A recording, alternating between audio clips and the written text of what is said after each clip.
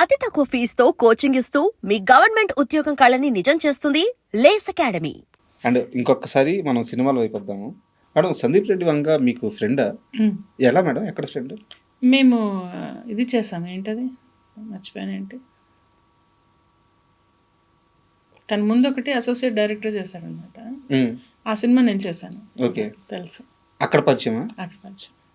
మీరు ఎప్పుడైనా అంటే ఆ సెట్లో గమనించారా ఈ అబ్బాయి వేరే లెవెల్ థాట్ ప్రాసెస్ ఉంది? అసలు చెప్పేదండి, అసలు మాట్లాడాం. కాకపోతే అక్కడ మేము అందరం వెళ్ళిపోయేటప్పుడు మాట్లాడుతూ ఉంటే జస్ట్ అలా మాట్లాడి అంటే కొంచెం ఫ్రెండ్లీగా మాట్లాడుతున్నాడు బాగుంటే అప్పుడు చెప్పాడు నేను ఇంగ్లీష్ మాట్లాడుతుంటే తను ఇంగ్లీష్ మాట్లాడుతుంటే అప్పుడు చెప్పాడు తను ఆస్ట్రేలియాలోనే అక్కడ చదువుకున్నాడు, ఫిల్మ్ మేకింగ్ కోర్స్ చేసా, ఆల్సో డాక్టర్. డాక్టర్ ఏంటి, మీరు డాక్టర్ అయ్యండి ఫిల్మ్ మేకింగ్ చేస్తారంటే, ఏ మీరు ఇంగ్లీష్ మాట్లాడుతారు, మీరు యాక్టింగ్ చేయట్లా అప్పుడే అలా అలా ఆ టైప్లో అలా ఉంటే ఏదో అని అలా జస్ట్ కొంచెం మాట్లాడడం. But he was a good friend. ఎక్కడో ఉన్నాడు కదా మనిషి. అందరూ అర్జున్ రెడ్డి చూసిన తర్వాత కూడా నేను అందులో కూడా ఒక రోల్ చేయాలి, నేను డేట్స్ లేక నేను చేయలేకపోయాను. ఏ రోల్ మేడం అర్జున్ రెడ్డిలో?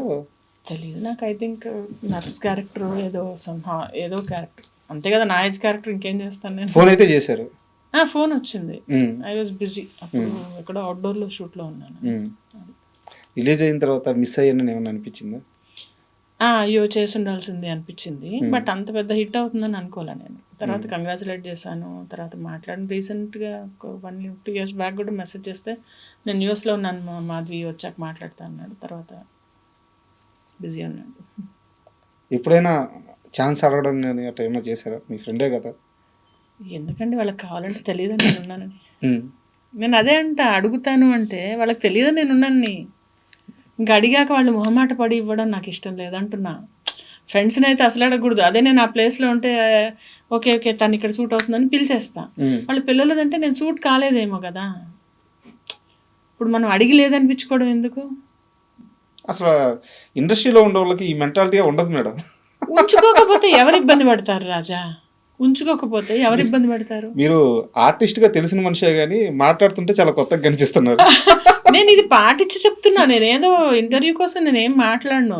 ఈ కింద రాసే ఎదవలు రాస్తారు కానీ నేను ఏది కూడా ప్లాన్ చేసో ఏదో నేను ఇచ్చేయను. నేను ఓన్లీ ఏంటంటే నేనేం ఫీల్ అవుతాను, నన్ను నేను ఇబ్బంది ఉండకుండా ఉండాలంటే ఏం చేయాలో అది నేను చేస్తాను.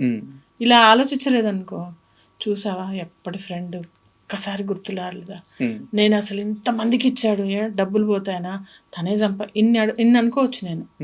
ఆర్ నేను సూట్ అయ్యే రోల్ లేనట్టుంది అనుకుంటే అయిపోలే, ఇద్దరం హ్యాపీ కదా. నెక్స్ట్ ఇంకోసారి పిలుస్తాడు, ఇలా అన్నాను అనుకో ఫోన్ చేసి, నేను గుర్తులేనా, మర్చిపోయా, అంతేలే కళ్ళనెత్తికి ఎక్కా అన్నాను అనుకో, వచ్చే నెక్స్ట్ కాల్ చేసేది కూడా మానేస్తాడు కదా.